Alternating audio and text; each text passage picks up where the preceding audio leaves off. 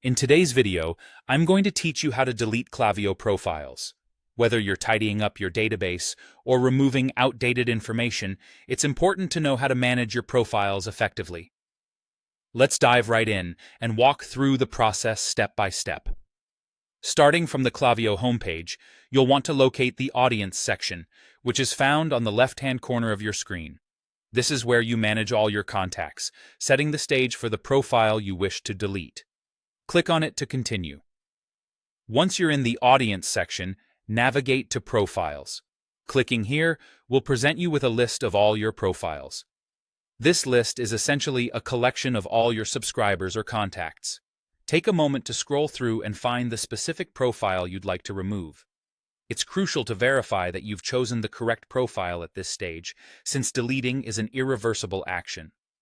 After identifying the profile you want to delete, click to open it.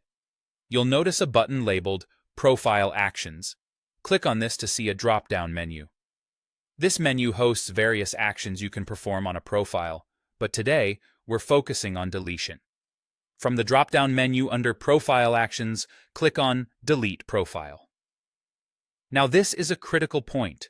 Deleting a profile means permanently removing all associated data from your account. It's a good idea to double-check that you're ready to permanently delete this information, as it can't be undone once completed. After selecting Delete Profile, Klaviyo will prompt you to confirm your decision.